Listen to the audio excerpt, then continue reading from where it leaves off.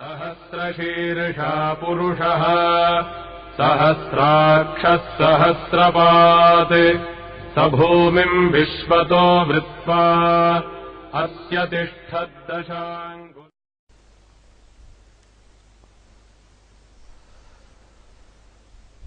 ॐ सदाशिवसमारम्भाम् शङ्कराचार्यमध्यमाम् अस्मदाचार्यपर्यन्ताम् वन्दे गुरुपरम्पराम्। गुरुर्ब्रह्मा गुरुर्विष्णुः गुरुर्देवो महेश्वरः गुरु साक्षात् परब्रह्म तस्मै श्री गुरवे नमः। पहला श्लोक चैंट करते हैं।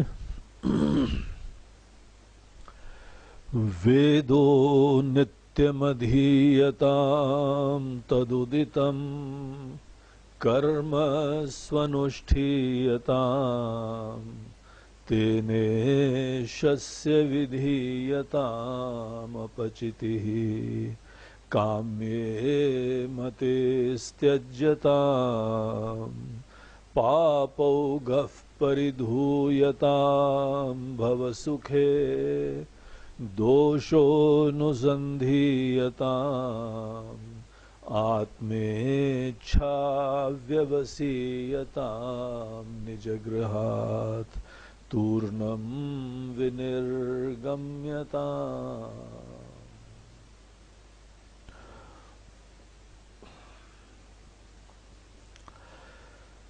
तो अभी हम लोग साधना पंचकम का 7वां सूत्र स्टडी कर रहे हैं।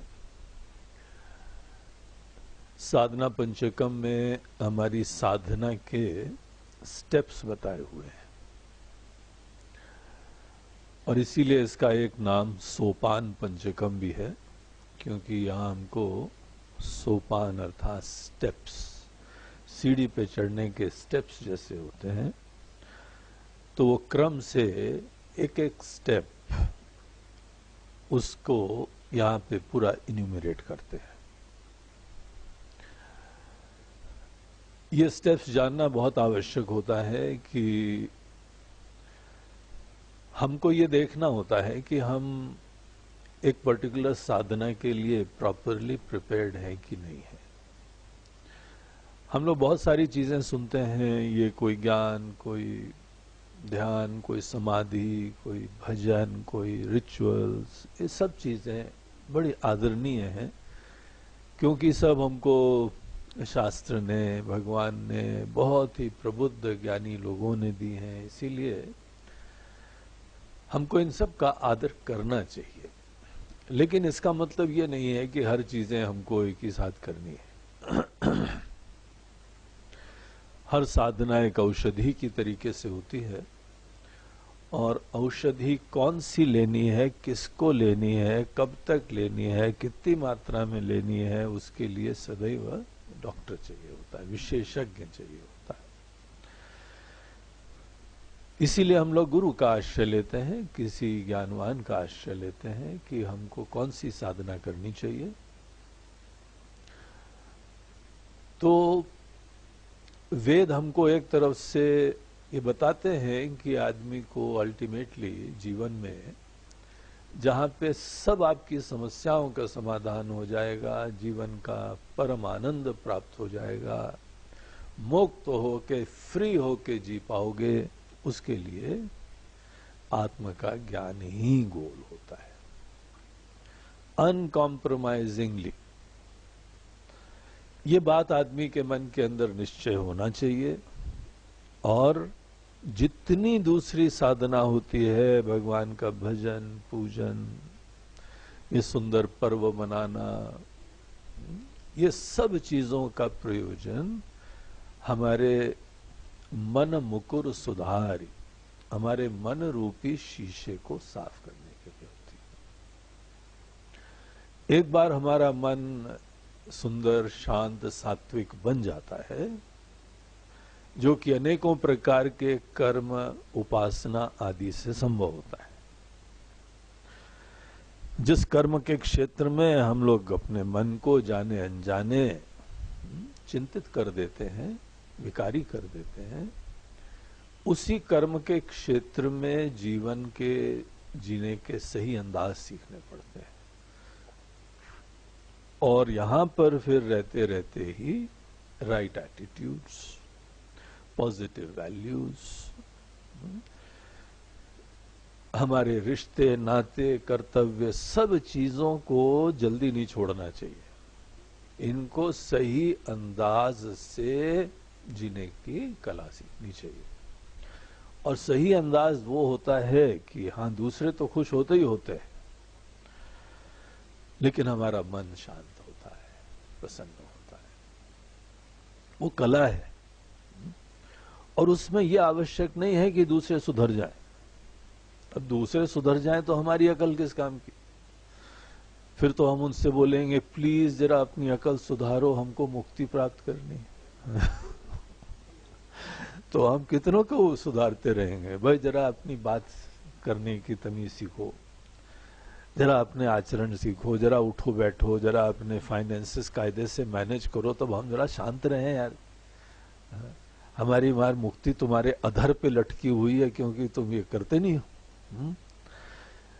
तो बुद्धिमत्ता उसमें नहीं है कि दूसरे सुधर जाएं तो हमारा मन शांत होगा। इसीलिए जब हम लोग कहते हैं ना, किसी को बोलते हैं गुरु जी आपके पल्ले अगर ये पड़े होते तो आपको पता होता कैसे शांति होगा। तो ऐसा नहीं है।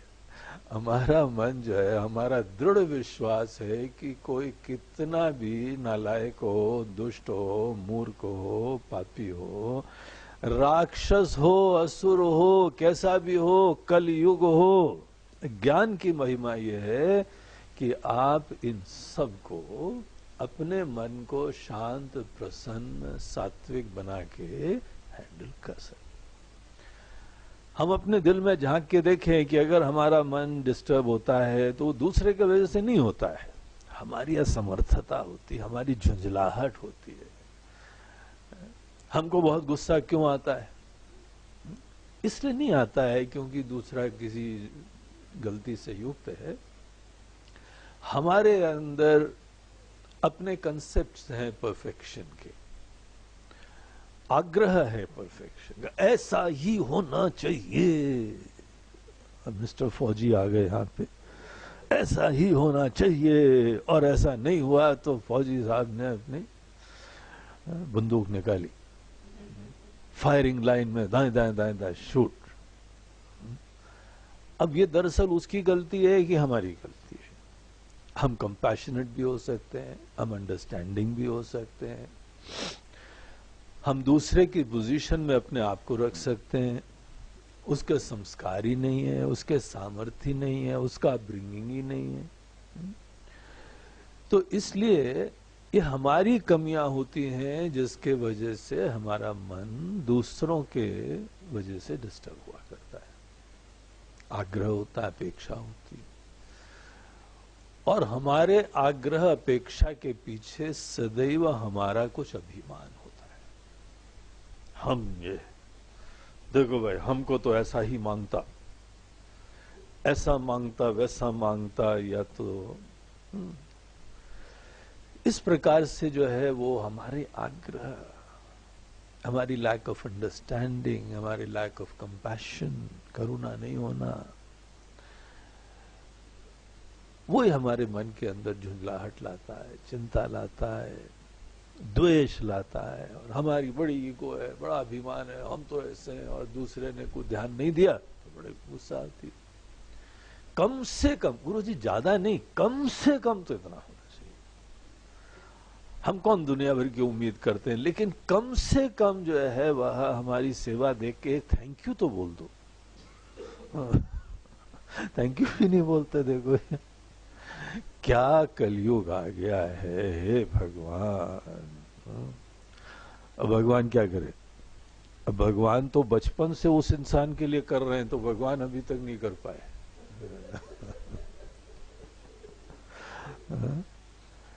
तो ऐसा नहीं है भगवान नहीं कर पाएंगे, भगवान हस्तक्षेप करते नहीं है। देखो भगवान का बड़प्पन इसमें नहीं है कि तुम सुधर जाओ तभी भगवान शांत होंगे, यही तो भगवान की भगवत्ता होती है, यही संतों की भी महत्ता होती है। तुम्हारे अनेकों समस्या विकार अज्ञान के बावजूद आत्मीयता रखते हैं, स्नेह रखते हैं, अपनापन रखते हैं, और इतना ही नहीं कि चिंतित नहीं होते हैं, बल्कि हाथ देके तुमको उठाने के भी सामर्थ्य रखते हैं।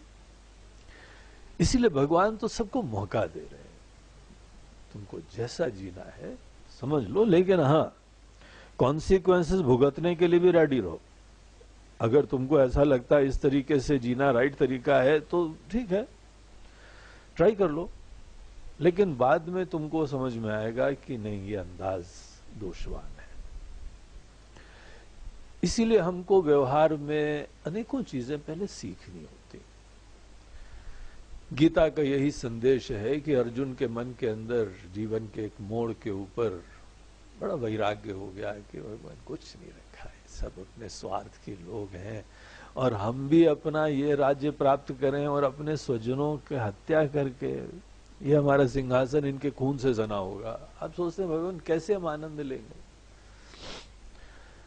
और बड़ी हमको जो है निराशा है, सब लोगों का आचरण, इनका स्वार्थ, इनका अपना राग द्वेष का तांडव देख के कैसे कोई समाज, कोई देश, कोई परिवार, कोई सोच नहीं रहा है और एक नंगा नाच नाच रहे हैं, बहुत पीड़ा होती है। तो ऐसे समय आदमी के मन में उच्चाटन होता है कि छोड़ो, अब आश्रम में कमरा वमरा देख के आ गए, जा रहे हैं अब, समझ लिया तुमने। तो धमकाते भी रहते हैं कि इस धमकाने से फाइनली शायद गोली वोली लग जाए, अब कोई सुधर जाए। लेकिन सब बेबस होते हैं, उनके अंदर समझ नहीं है, ज्ञान नहीं है, डर के मारे थोड़ा बहुत कोई कर भी ले, लेकिन उससे कोई काम नहीं होता है। इसीलिए दुनिया ऐसी ही रहेगी। यहां पे ज्ञानवान भी आ जाते हैं, तो ज्ञानी के आने से दुनिया एकदम नहीं बदल जाती है, कम से कम दुनिया को मात्र एक दिशा मिल जाती है। हर इंसान जो जीवन में जगना चाहता है, स्वस्थ होना चाहता है, जैसे अच्छे डॉक्टर की वजह से मरीज को एक दिशा मिल जाती है। ये थोड़ी डॉक्टर आ गया तो सब स्वस्थ हो गए, देखो डॉक्टर साहब आ गए। अरे डॉक्टर साहब के आने के वजह से नहीं, उनका ज्ञान सुनो और उनका मार्गदर्शन प्राप्त करके औषधि लो, तब जाके हमको आशीर्वाद मिलेगा। तो दुनिया में विकार भी रहेगा, समस्या भी रहेगी। इसीलिए हमको पहले सब शास्त्र होते हैं, प्रेम से जियो, करुणा से जियो, अपनापन से जियो, इसी को बोलते हैं सात्विकता से जियो। कर्म खूब उत्साह से करना, रोते गाते नहीं, खुशी से, सेवा भाव से। और ये समझे रहो कि तुमको जो है ना सही में नहीं समझोगे, कोई नहीं समझेगा। और सही बात तो यह है कि भाई दूसरे क्या समझे, हम अपने आप को समझे हैं क्या? हम तो भी अपने आप को भी हम नहीं समझते हैं, तो हम क्या उम्मीद करें दूसरे हमको समझेंगे। तो इसीलिए हमको कोई दूसरों से चिंता नहीं है, कोई निराशा नहीं है, बल्कि बड़ी विनम्रता से सात्विक अंदाज से जीना सीखते हैं। साधना पंचकम के 7वें सूत्र में शंकराचार्य जी बोलते हैं अपने शिष्यों को, बोलते हैं 7वां सूत्र पे ये हम तुमको प्रेरणा देते हैं कि आत्मेच्छा व्यवसीयताम, आत्मा के ज्ञान की, अपनी सच्चाई जानने की इच्छा दृढ़ता से करो, निश्चय करो, यही एक लक्ष्य बना लो, आत्मेच्छा व्यवसीयताम। कोई किसी से गिला शिकवा नहीं है, कोई चिंता नहीं है, कोई ऐसा है वैसा, इसने ये करा, उसने ऐसा नहीं करा, और इसने तो ऐसा नहीं करा, उसने ऐसा करा, और देखो मार यही प्रपंच है। सब फ्री हो जाओ। क्षमा कर दो सबको। क्षमा ये होता है कि भाई तुमने जो करा अब हमको कोई चिंता नहीं। क्षमा में यह है कि दूसरे को सुधरना नहीं पड़ता है, लकी दूसरे के ऊपर बर्डन नहीं है, लेकिन हम तुमको तुम्हारी कमियों के उपरांत हम स्वीकार करते हैं। और असली क्षमा की सुंदरता ये होती है कि हम तुम्हारी नासमझी से, बेवकूफियों से, विकारों से अब चिंतित नहीं होते, हमारे मन में ग्लानि नहीं होती। क्षमा ये नहीं होता है कि किसी ने बाद में गलती करने के बाद बोला आई एम सॉरी, तो बोला चलो क्या याद करोगे, माफ किया तुमको। वो तो एक अभिमान है, वो हमारे ईगो का फुलफिलमेंट है। हमारे अहम जो घायल में है उस पर मरहम लगाया गया है, तब जाके कुछ सुकून मिला है। उसको क्षमा नहीं बोलते। क्षमा बोलते हैं कि किसी की गलतियों को देख के आत्मीयता बनाए रखो, लेकिन मन में चिंता और विकार नहीं आने। बड़ा दिव्य गुण है क्षमा। तो दुनिया को क्षमा कर दो। तो अनेकों प्रकार की विकृतियां हैं, रिश्ते नाते सबकी छोटी छोटी दुनिया होती, बहुत बड़ी दुनिया नहीं होती सर इंसान की। हम दो हमारे दो, यही जो है ना सबकी दुनिया होती है, क्योंकि जिनसे अपेक्षा होती वही तो दर्द देते हैं ना। अब जिनसे अपेक्षा ही नहीं है तो वो क्या दर्द देंगे। और हमको अपेक्षा दो चारों से ही होती है। तो हमारे केवल एक फैमिली वाइज नहीं, इमोशनली भी हमारी दुनिया बड़ी छोटी होती है। बड़े रेयर होते हैं जिनकी दुनिया बड़ी हो जाती है, जिनके अंदर सबसे आत्मीयता होती है, सबके प्रति प्रेम होता है, स्नेह होता है। वसुधैव कुटुंबकम, पूरी वसुधा हमारा परिवार है, ये तो बहुत दूर की बात है। उसके लिए हमको जो है ना, ये डेंजरस प्रोपोजिशन है। वैसे पूरा घर, पूरी दुनिया परिवार है। गुरुजी एक परिवार से दुखी हो गए, आप बोल रहे परिवार बढ़ाओ। अब हमने तो सोचा एक परिवार से मुक्ति हो, आश्रम चले, कुछ बाबा जी बन जाए। तो यहां तो बोल रहे हैं पूरी दुनिया ही परिवार है। अब परिवार के साथ अगर दुनिया को परिवार बनाना है तो समझ जाओ कि परिवार अपना ये छोटा सा परिवार भी, दो चार लोगों की दुनिया भी हमारी, उसके अंदर बड़ी आत्मीयता से रहना होता है। वो कला सीखनी होती है, क्योंकि जिसको हम अपना परिवार बनाएंगे ना, उससे कुछ उम्मीदें हो जाती हैं। और उम्मीदों में जो खरा नहीं उतरा तो हमको सब राहु केतु दिखने लगते हैं। ये हमारे लिए क्या हो रहा है भगवान, इतना भजन करा, इतना हमने कीर्तन करा, हमारे साथ इस इंसान को ऐसा क्यों करना चाहिए। तभी तो गिला शिकवा होता है ना। पूरी दुनिया को अपना परिवार बनाने का मतलब यह है कि हम सब की कमियों को देखते हैं, हम जान रहे हैं, लिमिटेशंस जान रहे हैं, अज्ञान जान रहे हैं, विकार जान रहे हैं, नासमझी जान रहे हैं, अच्छाई भी जान रहे हैं, सुंदरता भी जान रहे हैं। लेकिन इन दोनों को, सबको बड़ी आत्मीयता से देखते हुए निर्विकार रहते, क्योंकि हम समझ रहे हैं कि आदमी के मन के अंदर ये विकार क्यों हो रहा है। वो जानबूझ के कोई भी नहीं करता, ये सोच कि आदमी जानबूझ के गलती कर रहा है। यानी आप जानते नहीं इनको, ये जानबूझ के हमको चिढ़ाते हैं, ये जानबूझ के ऐसा करते हैं। बोलते हैं ऐसा कभी मत समझो, कोई जानबूझ के गलती नहीं करता है, कोई जानबूझ के गुस्सा नहीं करता है, कोई जानबूझ के झूठ नहीं बोलता है, कोई जानबूझ के नहीं करते। उनकी नासमझी होती है, अज्ञान होता है। और दूसरे को करने से पहले खुद दुखी होते हैं। दूसरे को जलाने से पहले हमको जलना पड़ता है ना, माचिस की तीली की तरीके से। माचिस की तीली हमारी दीपक को तो बाद में जलाती है, पहले माचिस की तीली जलती है। और जब माचिस की तीली जलती है तो उसके अंदर एक तो जितने भी बेचारे दुखी, क्रोधी, विकारी लोग हैं ना, उन पर दया करो। देखो बेचारे कितने अंदर दुखी रहते हैं।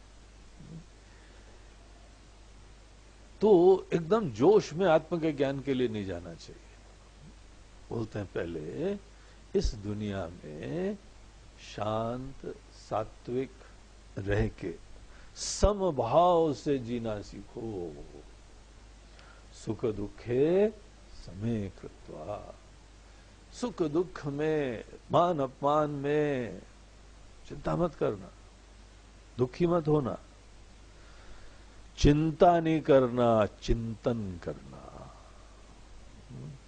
जहां पर भी कोई बहुत खुशियां भी होंगी तो वहां पे एकदम नाचना नहीं, विचार करना। सुंदर तुम्हारी विचारशीलता सदैव बनी रहे। जब तक ये सामर्थ्य नहीं प्राप्त करा तो हम गहराई से विचार करने में असमर्थ होते हैं।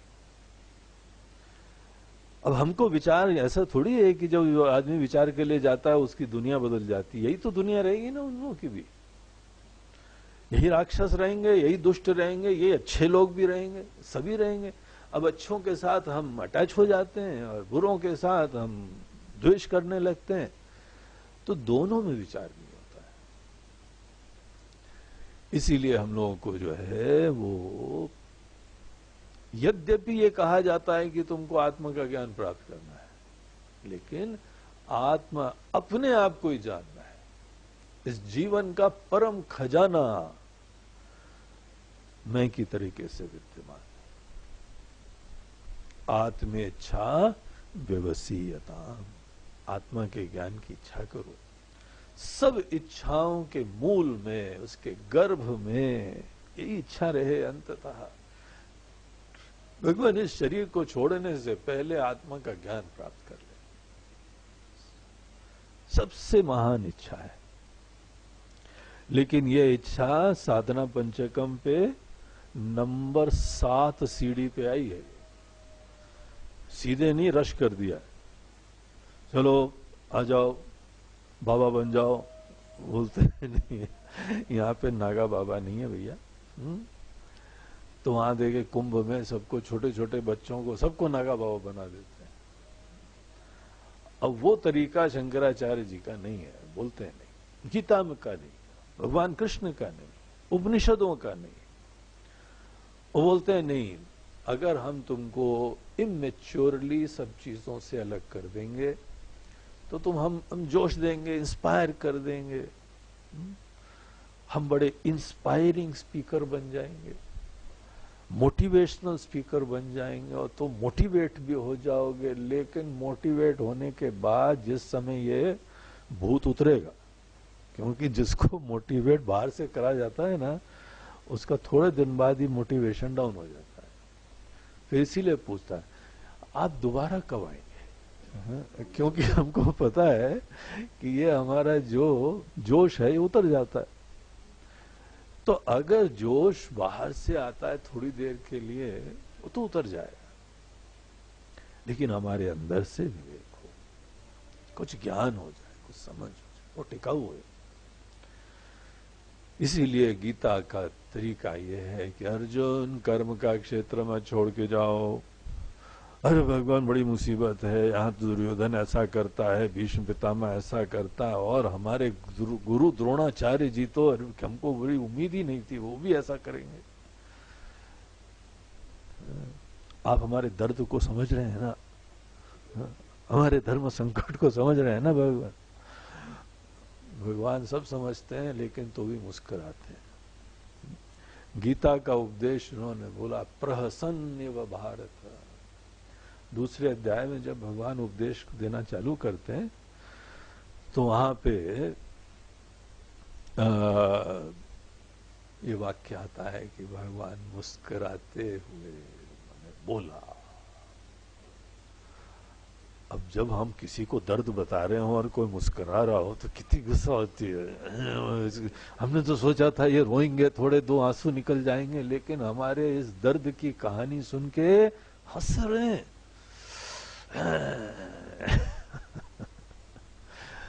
तो भगवान इसलिए नहीं मुस्कुराते हैं क्योंकि उसका उपहास करते हैं, उसको ये बताते हैं कि देखो ये सब नासमझी हो रही, तुम्हारी नासमझी की करामात है और कुछ नहीं है इसमें, और सब कंट्रोल तुम्हारे हाथ में, और लकीली किसी को बदलने की जरूरत नहीं, तुम्हारे मन को बदलने की जरूरत। अगर दूसरे को बदलने की ठानो ना तो ये जीवन भर एक फेलियर का मार्ग होगा, क्योंकि तुम बदल सकते ही नहीं हो। वो खुद अपने आप को नहीं बदल सकता है तो तुम कौन से खेत की मूली हो गई, है? जो खुद अपने स्वभाव से बेबस है उसको ट्राई करने दो, नहीं कर सकता है। जब वो खुद इंसान नहीं कर सकता है तो हम क्या उम्मीद करें ऐसा प्रोजेक्ट ले कि दूसरे का स्वभाव बदल दूंगा। बोलते क्या है यार तुम ना समझिए, अविवेक के मार्ग को पकड़ रहे हो, चिंता ही मत करो। और तुमको अपना मन बदलना है, अपनी अपेक्षा बदलनी है, अपनी चिंता बदलनी है, अपने मन के अंदर अभिमान वही उसके पीछे जड़ होता, समझो ये सब बातों को। और जब हम ऐसी चीज को समझ के आगे बढ़ेंगे, मैं को समझना सब चीजों की जड़ है। समस्या अभिमान से आती है, अभिमान मतलब मैं के बारे में गलत फहमियां, उसको अभिमान बोलते हैं। और जिसमें भी अज्ञान होता है उसमें कुछ ना कुछ गलत फहमी तो होगी ना। तो वो गलत फहमी उसके अंदर वो ज्यादा है कम है वो कोई चिंता की बात नहीं है, सब में होती है। और गलत फहमी है, उसमें कम ज्यादा का कोई परिमाण नहीं होता है, हो नहीं है, क्या करेंगे वो। इसीलिए आत्मेच्छा निवसीयता, पहले मैं की गलत फहमियां दूर करो, सीधे ध्यान व्यान में नहीं जाओ। क्योंकि ध्यान में जाने के बाद जिस आदमी के मन के अंदर अनेकों चिंताएं हैं, राग द्वेष है, लाइक्स एंड डिसलाइक्स बड़े स्ट्रांग है, अपनी बड़ी हवा है, ऐसे लोग जब जब मन को थोड़ा शांत करेंगे वहां परमात्मा का दर्शन नहीं होगा, वहां पे बढ़िया नींद आएगी। अगर आदमी का मन थोड़ी देर शांत हो गया तो फिर उसकी चिंता दूर हो जाएगी, क्योंकि चिंता तो इसी चीज की है और उसके मन में तो इच्छा ही नहीं है कुछ। उसका दुख दर्द केवल इतना है कि इसको ऐसा करना चाहिए, इसको ऐसा नहीं करना चाहिए।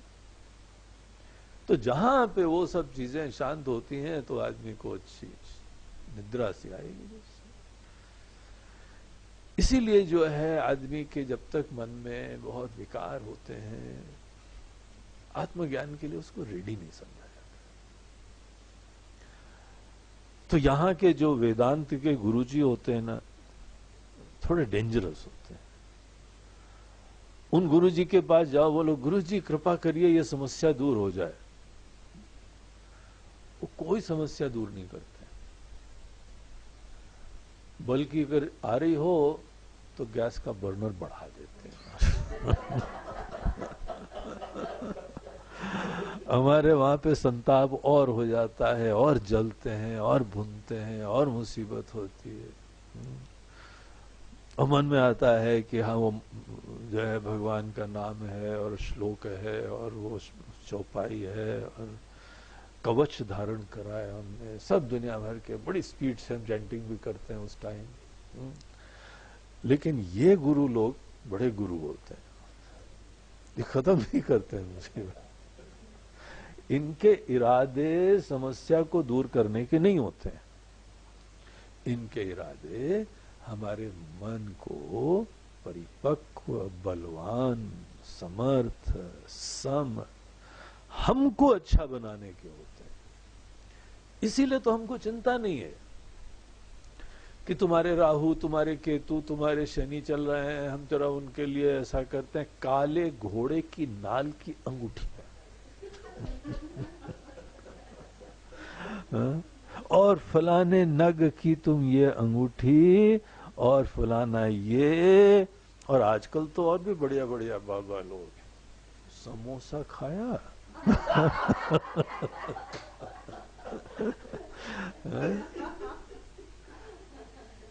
कितने दिन से समोसा नहीं खाया? अच्छा, पानी पूरी कब से नहीं खाई? नहीं, अभी बाबा खाई थी। अच्छा, पैसे कौन से रंग के पर्स में थे? ब्राउन। यही तो रगड़ा है। काली पर्स में रखो, वो भी 10 के नोट खरे खरे रखना, पुराने मत रखना, नहीं तो तुम ही पुराने हो जाओ। अब ऐसी सांत्वना देके, ऐसी दिलासा देके आदमी का मन को बहलाया जाता है।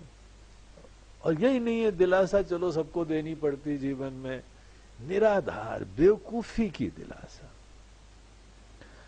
तो यहां पे हमको कोई प्रॉब्लम दूर नहीं करनी। हमारा पूरा विश्वास है कि दुनिया के संचालक हमारे भगवान है। वही तो ब्रह्मा है, वही विष्णु है, वही महेश है। भगवान ने दुनिया बनाई, इतनी सुंदर दुनिया बनाई है, और केवल बनाई नहीं है, चला भी रहे हैं वही। इसीलिए जब भगवान चला रहे हैं तो जो भी है अच्छा ही होना चाहिए, उसमें दोष तो होना नहीं चाहिए। अगर भगवान दुनिया चला रहे हैं, उन्होंने इंसानों को बनाया, जब वो स्वीकार कर पा रहे हैं तो हम काहे नहीं स्वीकार करें? भगवान को वो चिंताएं नहीं है जो कई बार एक कमजोर इंसान को हुआ करती है, अज्ञानी और नासमझ इंसान को हुआ करती। भगवान को कोई प्रॉब्लम नहीं। हमारे भगवान शंकर कैलाश में समाधिस्थ हो पाते हैं सदैव। भगवान विष्णु जो है वह शेष शैया पे आराम से योग निद्रा में लेटते हैं, कोई समस्या ही नहीं उनको। और ऐसा नहीं है उनको किसी के प्रति आत्मीयता नहीं, बहुत ध्यान रखते हैं। हमको एक एक सांसें वही दे रहे हैं,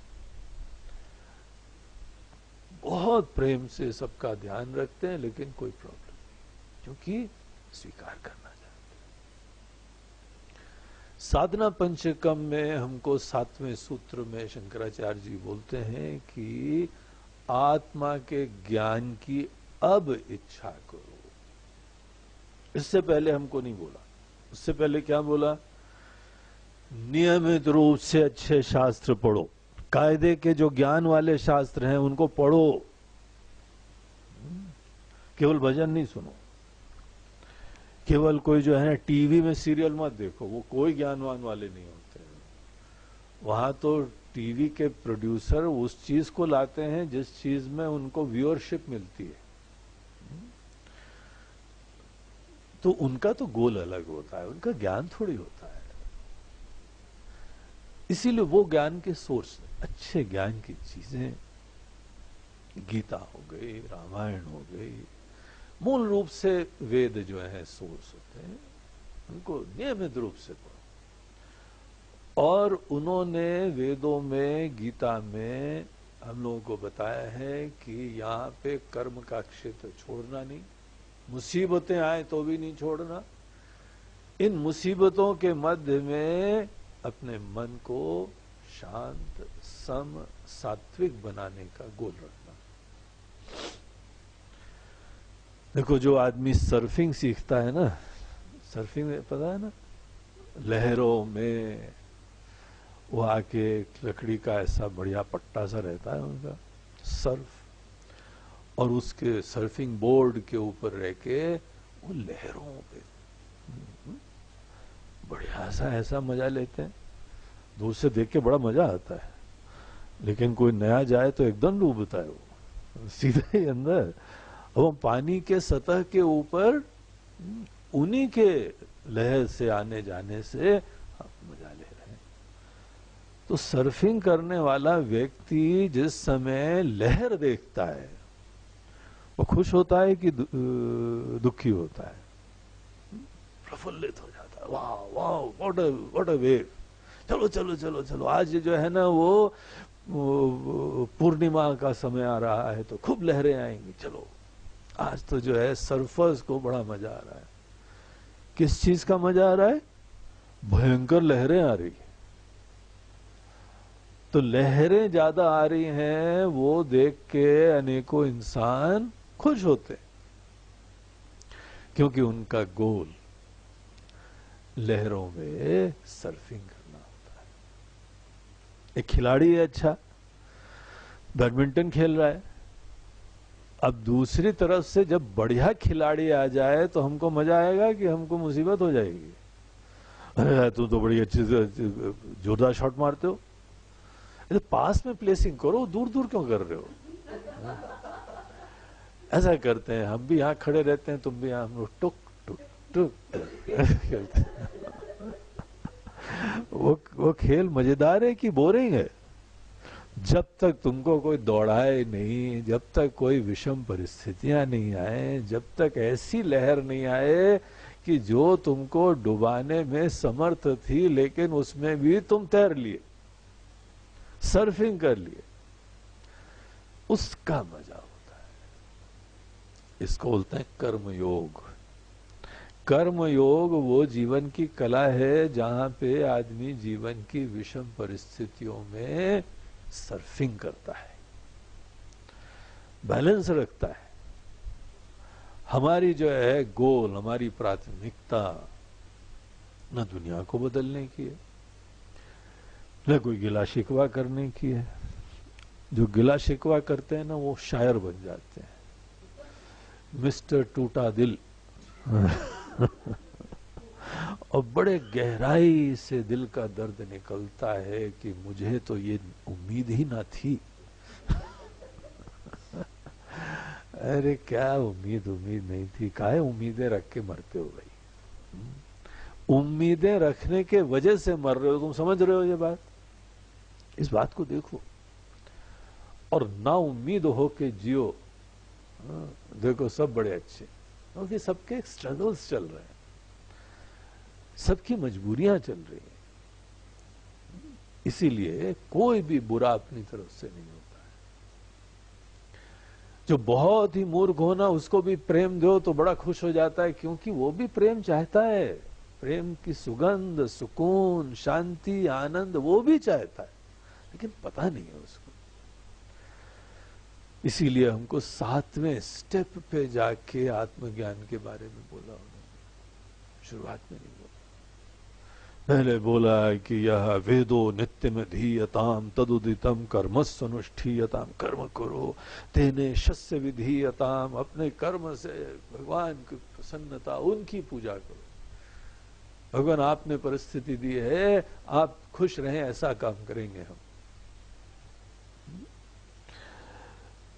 तेने शस्य विधीयताम अपचिति ही काम्ये मतिस्त्यज, और अपने लिए कामना, ये हमको, ये मुसीबत की जड़ है, से मुक्त हो।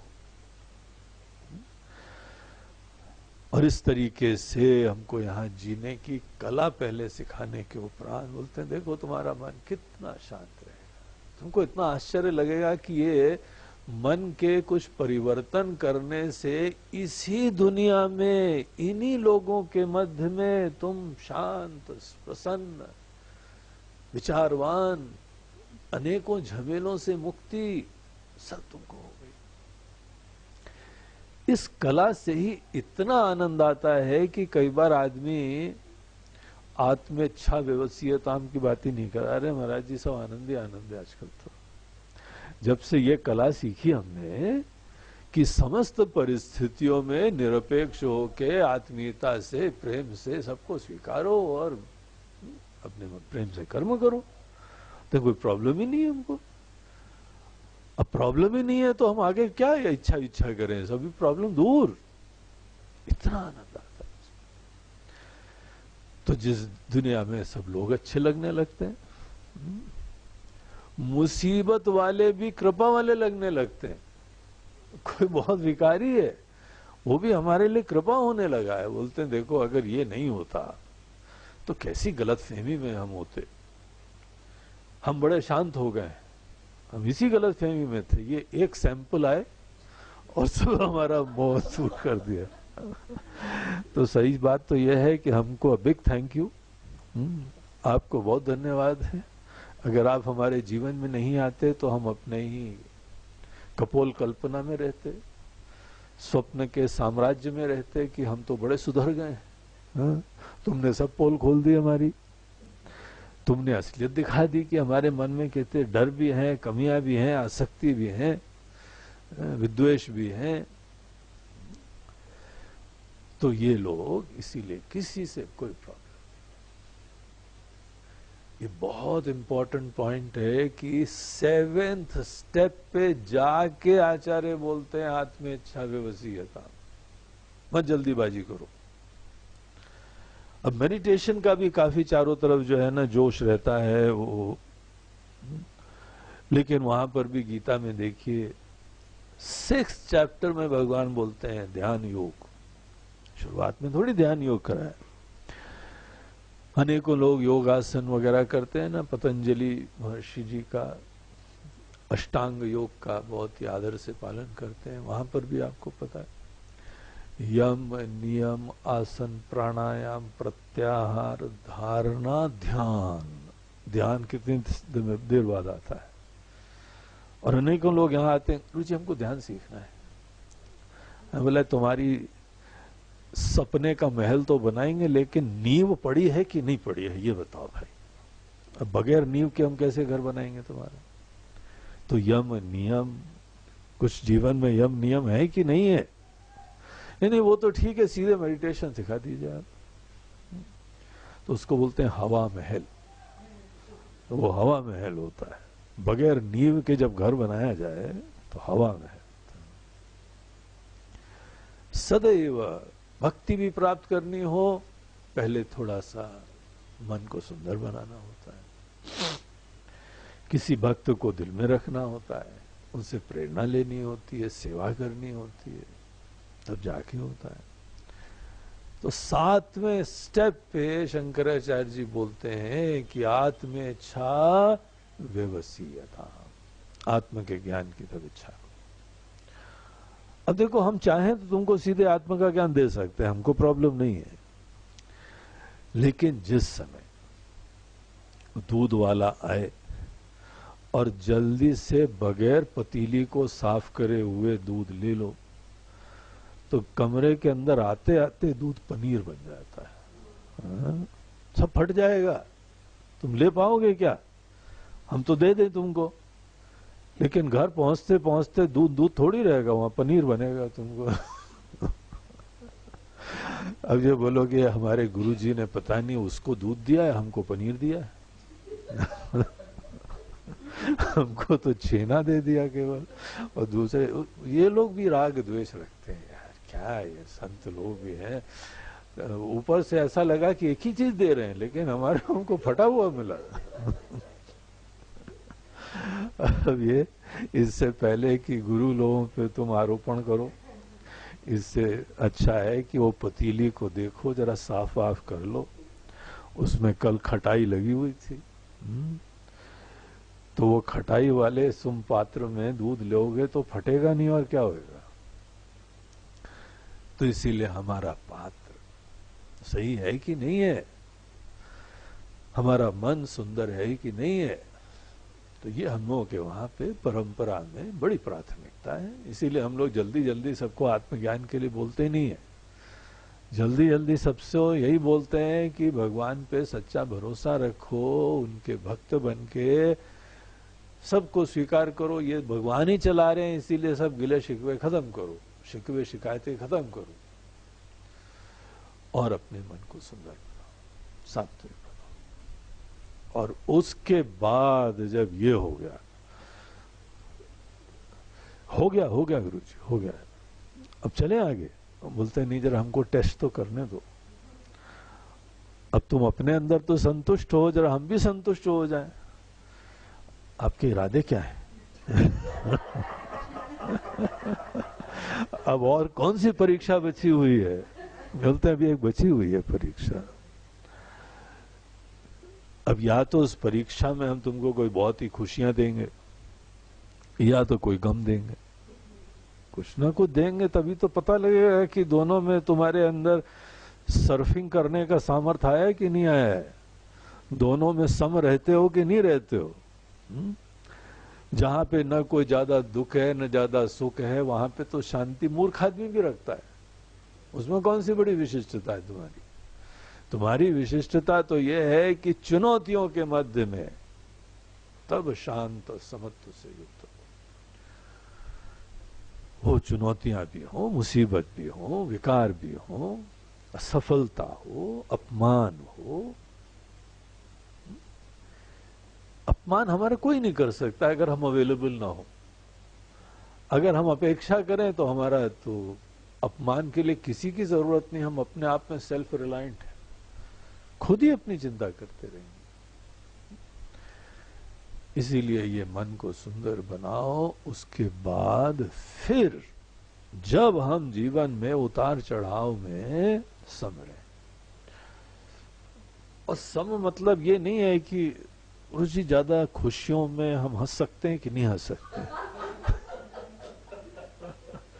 या किसी को बहुत दुख हो रहा है क्या आंसू आंसू निकले, तो ऐसा तो नहीं हमारा अटैचमेंट आ गया है क्योंकि तुम रो दिए, हद हो गई। कैसा समत्व है तुम्हारा कि दूसरे की पीड़ा में तुम्हारे आंसू निकल रहे हैं? तुम्हारा दर्द होता है कि नहीं होता है किसी के पीड़ा देख के,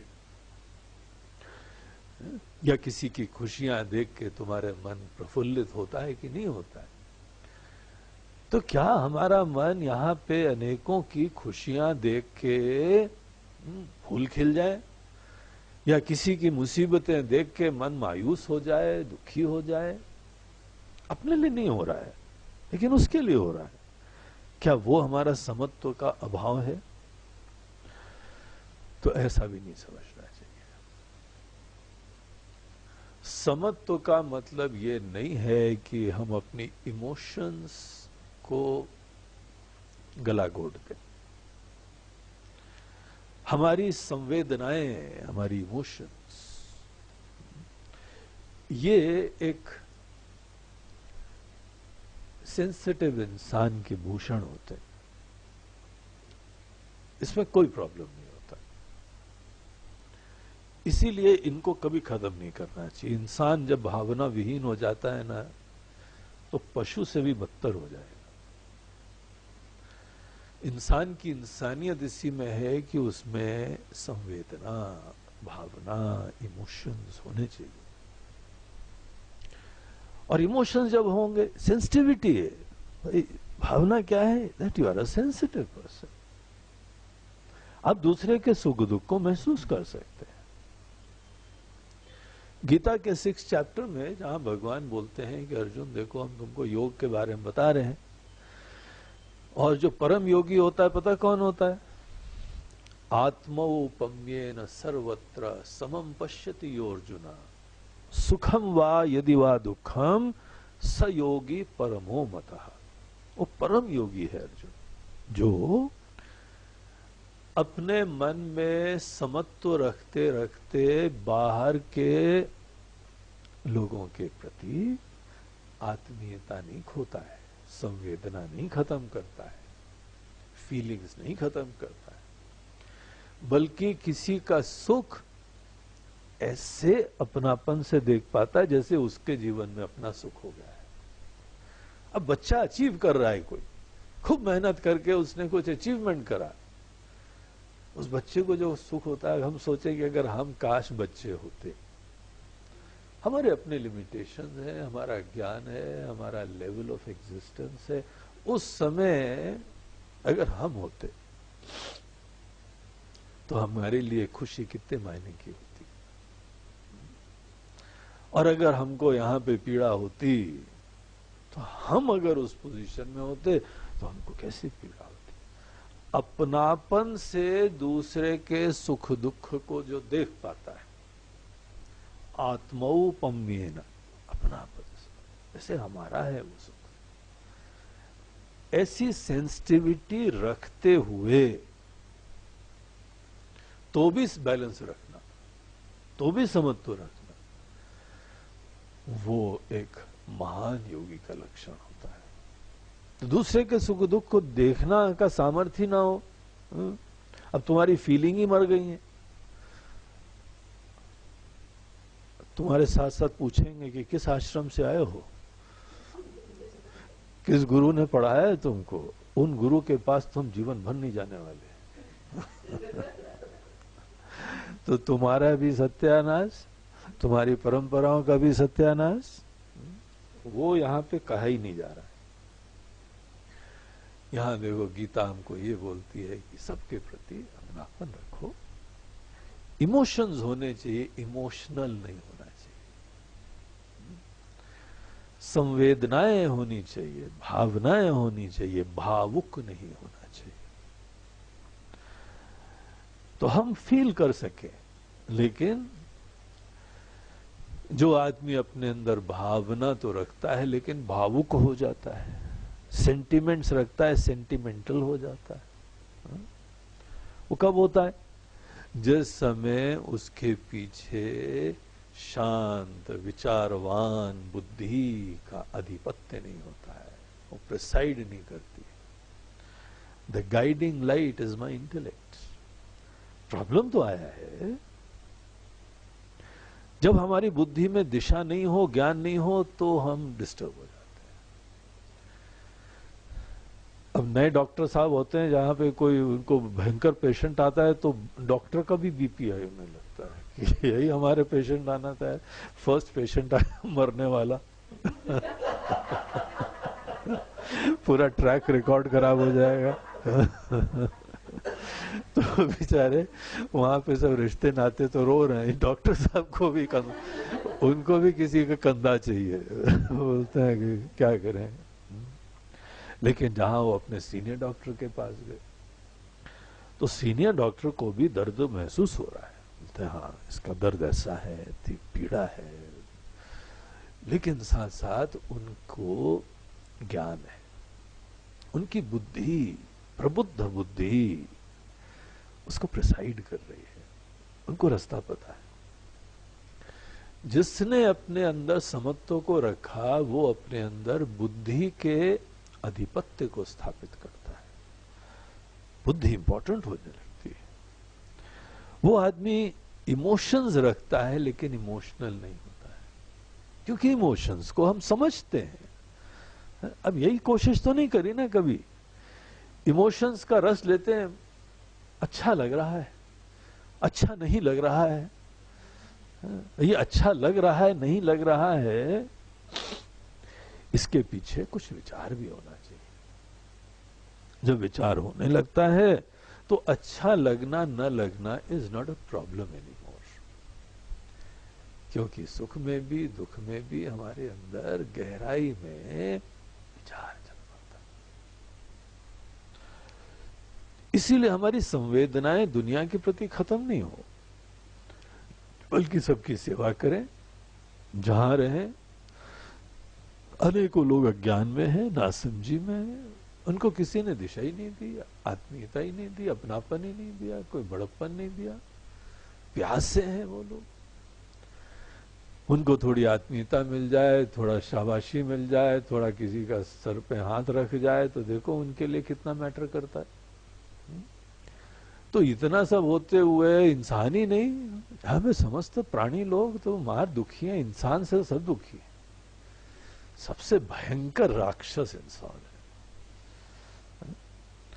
अभी किसी ने हमको फेसबुक पे फोटो देखी भेजी, तो एक छोटा सा बंदर का बच्चा सर पे हाथ रखे बड़ा मायूस होके बैठा था, और उसने नीचे लिखा कि अगर ये पशु लोग कभी बोल पाते, लिख पाते, कोई ग्रंथ लिखते तो इंसान को सबसे बड़ा राक्षस बताते। ऐसा दरिंदा है इंसान। तो हम लोगों को संवेदना थोड़ी खत्म करनी है, सबके प्रति आत्मीयता है। अनेकों जानवर एक्सटिंक्ट हो रहे हैं, खत्म हो रहे हैं इंसान की वजह से, किसी को फीलिंग ही नहीं। सब अपने चक्कर में, हमको ये चाहिए, हमको ये चाहिए, हमको गाड़ी, हमको घोड़ा, हमको पैसा, हमको नाम, हमको भोग, हमको शोहरत, हमको ये, ऐसे मैं के चक्कर में पगलाया हुआ है। तो यहीं पे रह के निस्वार्थ भाव से, अपनापन से युक्त होके हमको जो सीखना होता है वो सुख दुख से भागना भी नहीं है, लेकिन सुख दुख में बैलेंस रखना है, विचारशीलता, निस्वार्थ भाव से विचारशीलता। तो वो पैकेज है, वो यहां पे संदेश है, वो हमको बताया जा रहा है कि ऐसी दृष्टि रखो, पहले ऐसा सीखो। अगर ऐसा नहीं सीखोगे ना, तो जहां पर हमको कोई बहुत सुख की बात बताई जाएगी, ज्ञान दिया जाएगा उसका, कुछ रहस्य उद्घाटन करेंगे हम सुख के, तो तुम सुख का ज्ञान थोड़ी प्राप्त करोगे, सुख का रसास्वादन करने लगोगे। और दुख को जब हम डिसेक्ट करेंगे और उसको एनालाइज करेंगे, उसका ज्ञान प्राप्त करना चाहेंगे, छोटे मोटे दुख नहीं, भयंकर दुख, उस समय भी तुम विचार करोगे कि रोने लगोगे, सिसकियां भरने लगोगे। हमने जहां दुख की बात बताई तो गुरुजी अब तो रोना आया हमको। बोलते हैं तुम्हारे जैसे नालायक शिष्यों को हम क्या बताएं, हम ज्यादा सुख का भी रहस्य तुमको नहीं बता सकते, दुख का भी रहस्य नहीं बता सकते। ज्यादा सुख का रहस्य बताते हैं तो नाचने लगते हो। हम शांति से बैठे हैं तो बोला कि गुरुजी म्यूजिक भी दे दीजिए जरा। और पता लगा कि सब नाचने लगे हो। और जहां पे हम दुख क्या है, शोक क्या है, दर्द क्या है, मुझे हर बात पे रोना आया। तो कैसे समझोगे? है तो इसीलिए बहुत इंपॉर्टेंट है कि जीवन का रहस्य अगर सीखना है तो सुख दुख में शांत भी रहो और सुख दुख के प्रति संवेदनशील भी रहो। सुख दुख का एक्सपीरियंस नहीं खत्म होना चाहिए, सुख दुख का द्वार नहीं बंद होना चाहिए, हमारी संवेदनाएं नहीं मरनी चाहिए, हमारी फीलिंग्स नहीं खत्म होनी चाहिए। फीलिंग्स के समाप्ति को समत्व नहीं कहते हैं। अभी बंबई में हम जाते थे तो एक सज्जन वहां बैठते थे, उनको हम जो भी जोक सुनाते थे, अरे पूछा कि तुम ठीक ठाक तो सुनाई तो पड़ता तो बोलते नहीं सब सुनाई पड़ता है, लेकिन हमने सुना है न हसंती योगी न, योगी लोग हंसते नहीं है। अब बहुत हंसी आ जाए तो अब उनके गुरुजी ने यही ज्ञान दिया है, बेचारे उसकी क्या गलती, अब उनको यही बताया गया है। ऐसे लोग तो लाफिंग क्लब के आसपास नहीं भटकेंगे, बोलते हैं सर्वभ्रष्ट लोग हैं सब। कैसे हंस रहे हैं? अरे खिलखिला के हंसो, मस्ती से हंसो। उसके डॉक्टर लोग भी गुण बताते हैं, बीपी कम होगा, तुम्हारे मस्तिष्क रिलैक्स होंगे, तुम सुंदर लगोगे और दूसरों के भी जीवन में प्रसन्नता हो जाएगी, हृदय में फूल खिल जाएंगे। इतना सब लाभ होता है हंसने में।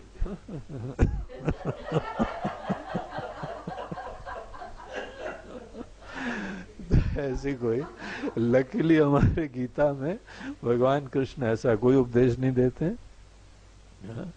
और बोलते हैं अर्जुन खूब दूसरों का सुख अपना सुख समझ के, इसीलिए तो लीलाएं करते हैं, रास लीला, नाचने गाने वाले सब, खेलना कूदना, सब हंसी मजाक और गंभीर चर्चाएं। देखो गीता जैसे गंभीर ज्ञान देते हैं। तो ये रखने के उपरांत फिर हमको विचारशीलता बनाए रखना ही समत्व होता है। समबुद्धिर विशिष्यते, गीता का एक वाक्य आता है कि समत्व बुद्धि में होती है, इमोशंस पे नहीं होती। इमोशंस को फ्री रहने, वो तो तुम्हारे अंदर इंटेंस फीलिंग का सूचक होता है। तुम ज्ञान में भी जब बहुत इंटेंसली फील करोगे ना, तो इमोशंस की तरह से मैनिफेस्ट होता है।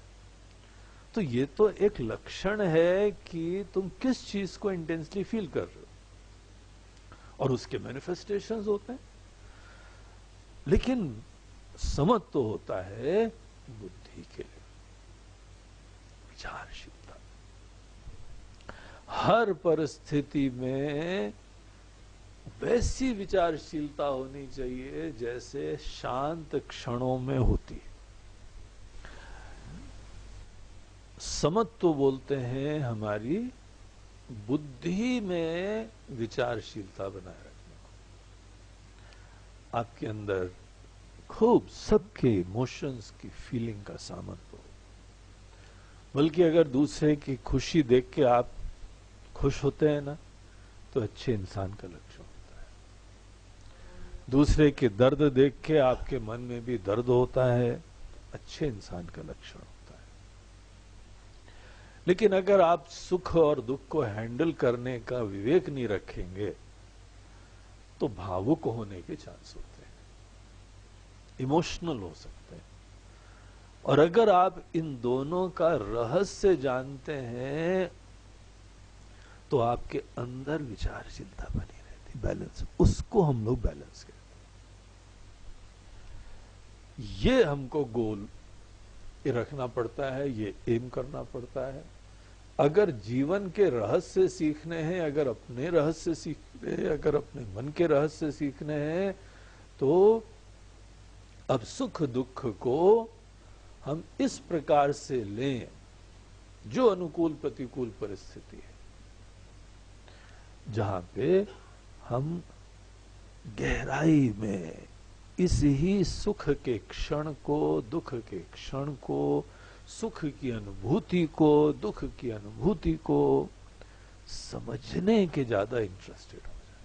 हम फील कर पा रहे हैं, लेकिन और गहराई में जाना चाहिए। जिस व्यक्ति के अंदर इन चीजों में बहने की अब बात नहीं होती, देखता है और गहराई से समझना चाहता है सुख क्या होता है। इस इंसान के अंदर आता है, उस इंसान के अंदर आता है, क्या सुख होता है। हमको दिखाई पड़ रहा है बहुत खुश है, और हम भी कई बार बहुत खुश हो जाते हैं। क्या होता है सुख, कैसे आता है सुख। अब जहां हमारे अंदर इसके रहस्य की जिज्ञासा हुई, तो देखिए सेंसिटिविटी बनी हुई है, लेकिन अंदर विचारशीलता जग गई। और केवल इतना ही नहीं है कि हम सुख का रहस्य जानना है, दुख का रहस्य जानना है। अगर आप सही में और गहराई में जाना चाहेंगे ना, तो अंततः आपको केवल अपने माइंड, केवल थॉट्स ही नहीं, मैं का ज्ञान समझना पड़ता है। कौन सुखी होता है, कौन दुखी होता है, उसकी आत्मा, उसका मैं, उसका रूप कैसा होता है, और ये क्या चेंजिंग होता है कि कभी सुखी होता है, कभी दुखी होता है। क्या ये इंसान सदैव सुखी दुखी रहेगा, कि हर सुख दुख में ये परिपूर्ण भी हो सकता है। अब हमको दिखाई पड़ता है कि वो ही इंसान जीवन में परिस्थितियों के परिवर्तन में बफिट होता रहता है, उतार चढ़ाव। जो व्यक्ति अपने आप को अपूर्ण जानता है, और जो यहां पे अपने आप को पूर्ण जानते हैं, वो संवेदनशीलता तो रखते हैं, लेकिन सदैव मस्त रहते हैं। तो सुख दुख की प्राप्ति का रहस्य अंततः मैं के ज्ञान से जुड़ा होता है। इसीलिए विचारशीलता रखनी चाहिए, इसीलिए समत्व रखना चाहिए, इसीलिए सब जीवन के उतार चढ़ाव में बैलेंस भी रखना चाहिए, क्योंकि ये तो स्टडी का अपॉर्चुनिटी है। अब जैसे कोई डॉक्टर है ना, कोई सीखना चाहता है, उसको जहां पता लगा अरे ये बीमारी का पेशेंट आया, अच्छा ये वाली बीमारी, चलो चलो चलो देखते हैं, बड़ा खुश हो जाता है, क्योंकि सीखने को मिलता है कुछ। और उसी तरह हमको जब बहुत सुख मिला, बहुत दुख मिला, तो हमको दुखी थोड़ी होते हैं। आपस की बात है, हम तो खुश होते हैं। मन ही मन हम खुश होते हैं, इसलिए नहीं क्योंकि भैया तुम दुखी हो दुखी रहो, इसलिए नहीं, क्योंकि हमको सीखने को मिलेगा, हमको सुख के रहस्य दुख के रहस्य सीखने को मिलेगा। और अगर हमारा समत्वक हो गया, जो आदत पड़ी हुई अभी बहने की आदत है, अभी अटैचमेंट की आदत है, अभी अपूर्ण होकर जीने की आदत है, उस लेवल के ऊपर हम सदैव दुखी रहे, कभी नहीं सीख पाएंगे। इसीलिए हम लोगों को यहां आचार्य बोलते हैं, अगर भाई तुमको सही में आत्मा का ज्ञान प्राप्त करना है तो ये मत सिंपल पूछो गुरुजी अब कौन सा ग्रंथ पढ़ा रहे हैं। यार हम तो तुमको बड़े से बड़ा पढ़ा दें, तुम पढ़ने के लिए योग्य हो कि नहीं हो ये बताओ। हम पूरा आत्मा का ज्ञान दे देते हैं, वो बाद में पूछते फिर हमारी सास सुधर जाएगी क्या?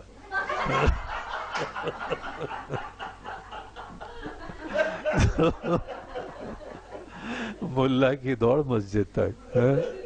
अंततः हमारी वहीं पे बात अटकी हुई है, वो लेकिन वो तो ऐसे ही रहेंगे। अरे कौन बोल रहा है उनको सुधारने को भाई, है?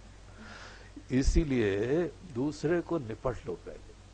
सब दुनिया भर की चिंताएं अपने वृद्ध लोग हैं, अपने साथ के लोग हैं, अपने छोटे लोग हैं, सबके साथ प्रेम से असंगता से जीना सीखो, क्योंकि हमको इन्हीं के ऊपर विचार करना है। हमको जीवन के अंदर अगर ज्ञान प्राप्त करना है ना, तो विचारशीलता को सदैव बनाए रखना हमारी प्रायोरिटी होनी चाहिए। अब हम अफोर्ड नहीं कर सकते कि हमको अटैच होना है, अरे वो तो रो रहा है, अफसोस की बात है, लेकिन हम नहीं रोएंगे, हम तो विचारेंगे कि रोता क्यों है, उसके रोने में कौन से अटैचमेंट, कौन से आग्रह, कौन से ईगो, कौन सी लाइक्स, कौन सी डिसलाइक्स। हमारा भाई गोल यही है कि हम तो उसको स्टडी करने वाले हैं, अब हम क्या करें। वो बहुत खुश हो रहा है, प्रसन्नता है हमको, लेकिन हम बहने नहीं वाले, हम उसको भी स्टडी करें। हम जीवन की किताब के अब एक स्टूडेंट हो गए हैं, अब हम सब चीजों को गहराई से समझना चाहते हैं। इसीलिए असंग शांत, और जब ये सामर्थ्य प्राप्त कर लिया तो अब हम तैयार हो गए किस चीज के लिए? 7वें सूत्र के लिए, आत्मेच्छा व्यवसीयता। फिर शंकराचार्य जी बोलते भाई अब तुमने इनिशियल चीजें तो सीख लिया, अब तुम रिजॉल्व, संकल्प लो कि मैं का रहस्य अब जानेंगे। आत्म के ज्ञान में ही सब ज्ञान छुपा हुआ है। अभी तक तैयारी थी, अच्छा सदाचार, सद्भावना, उत्साह, प्रसन्नता से जीवन, सेवा, कर्तव्य, सबका लालन पोषण, सब आश्रितों का जीवन का कल्याण, शिक्षा दीक्षा, बाल बच्चे, सब बहुत अच्छी बात है, सबका कल्याण, सब सर्वे भवन्तु सुखिनः। लेकिन हमारा गोल उतना नहीं है। सब बहुत सुंदरता से कार्य करके अपने मन में जीवन के रहस्य को जानने के लिए विचारशीलता जगाने, भी तो बहुत दूर जाना है भाई, अभी थोड़े रुकने का चांस है। गुरु जी सब कृपा हो गई, सब कर लिया, सब धर लिया। यार कहां से मिले यार ऐसे शिष्य हमको? सब कर लिया, सब धर लिया, क्या कर लिया, क्या धर लिया? अब किसी से पूछो ना तब पोल खुलती जाके, कैसे तुम्हारा सब ठीक चल रहा है, मतलब क्या है? शुगर भी नॉर्मल है, कोलेस्ट्रॉल भी नॉर्मल है। उनका गोल यही था अल्टीमेट। अब इसीलिए महाशिवरात्रि को प्रपंच चल रहा था, यूरिया, क्रिएटिनिन। अब मैं बोला बढ़िया सत्संग चल रहा है, अरे ये लोग स्वामी जी के पास आए हैं और यहाँ पे महादेव का ज्ञान प्राप्त करने के लिए क्रिएटिनिन का ज्ञान देके जा रहे हैं।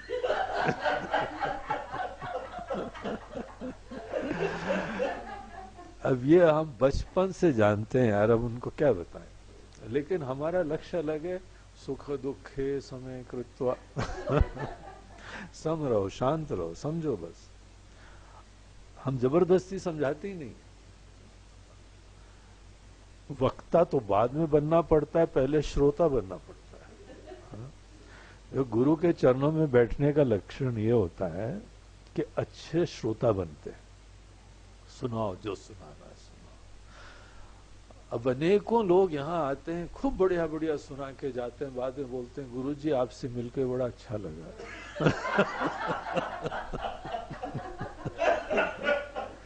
हमको हंसी आती है, हम बोला यार एक बात तो हमने बताई नहीं तुमको। शिवरात्रि क्या होती है, शिवरात्रि में शिव जी क्या होते हैं, और उपासना क्या होती है, तत्व ज्ञान क्या होता है, एक बात तो हमने बताई नहीं तुमको। हमसे मिलके क्या अच्छा लगा बताओ जरा। बोलते हैं आप ही एक हैं जो शांति से सुन लेते हैं हमारी बात। इसीलिए कई बार जो है क्रिएटिनिन ज्ञान सुन लेते हैं, कई बार शुगर ज्ञान सुन लेते हैं, कई बार घुटनों के दर्द वालों का आर्थराइटिस ज्ञान सुन लेते हैं। सब ज्ञान सुन लेते हैं, बड़ी आत्मीयता सुनते हैं। उसको भ्रम हो जाता है कि अज्ञानी है ये, इतना ध्यान से सुन रहा है, इनको तो कुछ पता ही नहीं है। हाँ? यार हमारे भी 2 किडनियां हैं।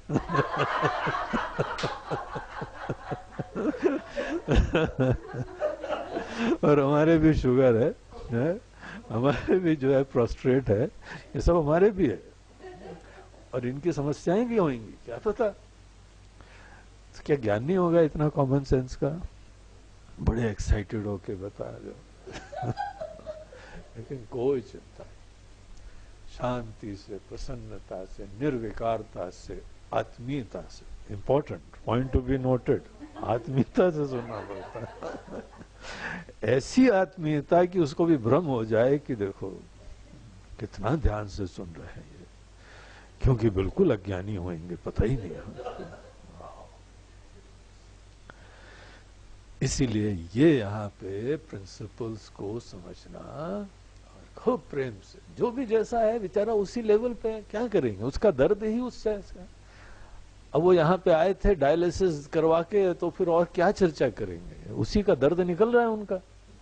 तो वो आके पूरा डायलिसिस का वो गुरु जी को अपना समझते हैं, अपने लोगों के पास ही अपनी खुशी और गम बताते हैं आके।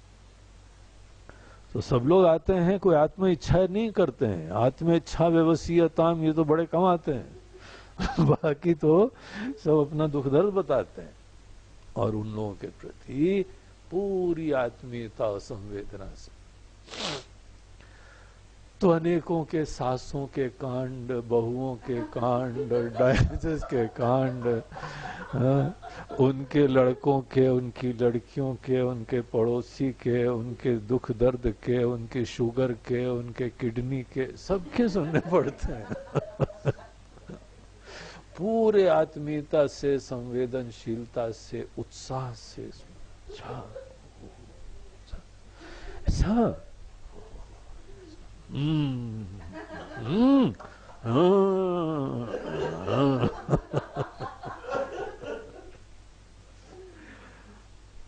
और उसके उपरांत बस भगवान से प्रार्थना कर लेते हैं, भगवान इनको इस क्रिएटिनिन से मुक्ति दो।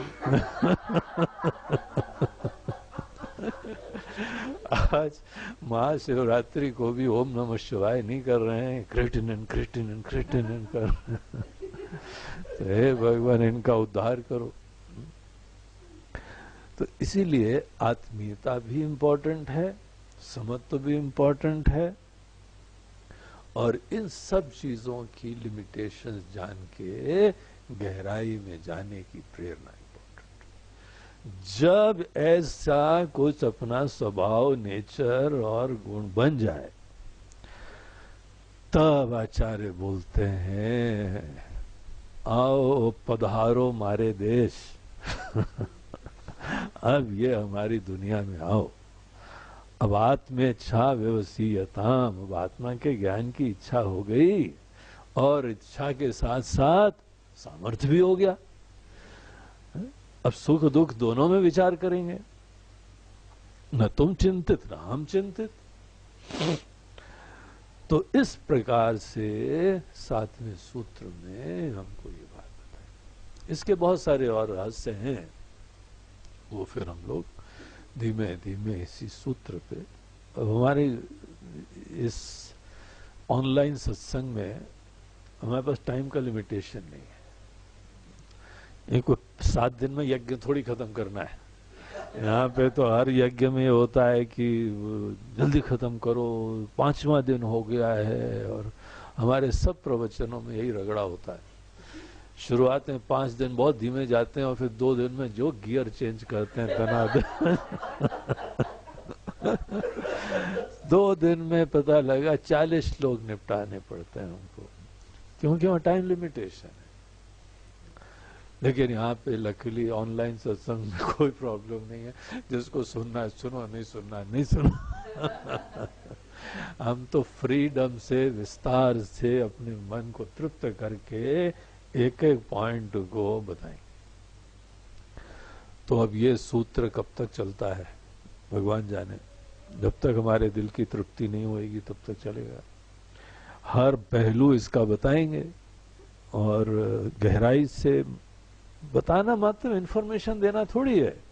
आदमी के अंदर उस चीज का रियलाइजेशन हो जाए, महसूस करने लगे इस तथ्य को, वो होता है एजुकेशन, वो कम्युनिकेशन होता है। तो इस तरीके से ये 7वां सूत्र अब चालू होता है।